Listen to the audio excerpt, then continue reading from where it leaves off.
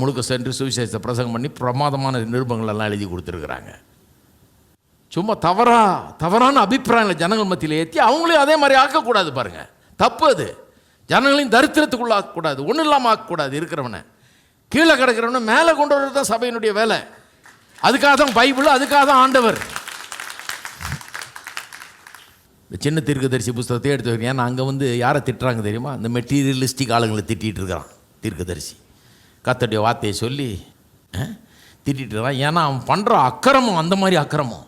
கடவுள் கொடுத்த பாலந்தேன்னு ஓடுற தேசத்தில் அவ்வளோ ஆசீர்வாதத்தை கொடுத்துருக்கிறாரு, அக்கிரமத்தில் வாழ்ந்துட்டு இருக்கிறான்.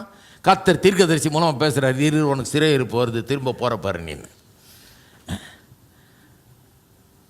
அவன் பண்ணுற அக்கிரமத்தை கண்டிக்கிறாங்க தீர்க்கதரிசிகள்.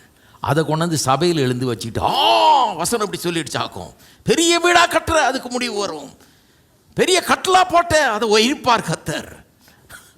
அட கடவுளை, யாருக்கு எதை போதிக்கணுன்ற ஒரு இங்கிதம் கூட இல்லாத ஆளுகளாக இருக்கிறாங்க. அதனால தான் சரித்திரம் ரொம்ப முக்கியம். எங்கேருந்து வந்தது இதெல்லாம்? இயேசுவின் காலத்தில் வந்தால் கிடையாது.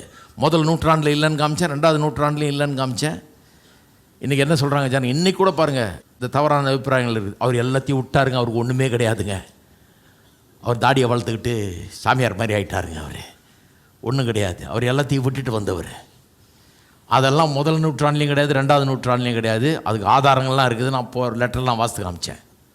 எப்படி அவரெல்லாம் வேலைக்கு போனாங்க, வந்தாங்க, ஒரு பொது வாழ்க்கை வாழ்ந்தாங்க. எல்லா மனிதரை போல் குடும்பம் இருந்தது, எல்லாம் இருந்தது, சம்பாதிச்சாங்க, எல்லாம் பண்ணாங்க.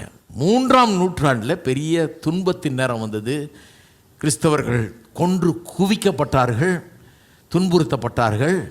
அதன் மூலம் கிறிஸ்தவர்கள் மத்தியில் உலகத்தை பற்றி ஒரு வெறுப்பு உண்டாயிடுச்சு.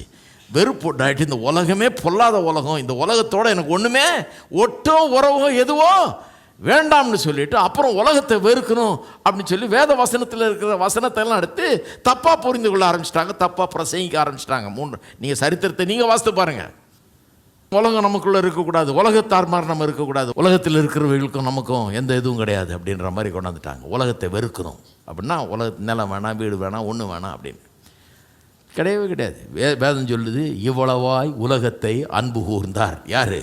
தேவன் இவ்வளவாய் உலகத்தை தம்முடைய குமாரனையே கொடுத்து சிலுவையில் மரித்து அவர் நம்மளை மீட்கும்படியாக இவ்வளவாய் உலகத்தை, எந்த உலகத்தை அன்பு கூர்ந்தார்? அவர் உண்டாக்கின இந்த நல்ல உலகத்தை, அவர் உண்டாக்கின மனிதர்களை அன்பு கூர்ந்தார் தேவன்.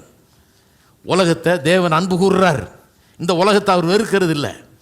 இந்த உலகம் பாவத்தில் விழுந்து கிடக்குது, மீட்கணுன்றது தான் அவருடைய திட்டம். அதுக்காக பெரிய ப்ரோக்ராமை வச்சிருக்கிறாரு. உலக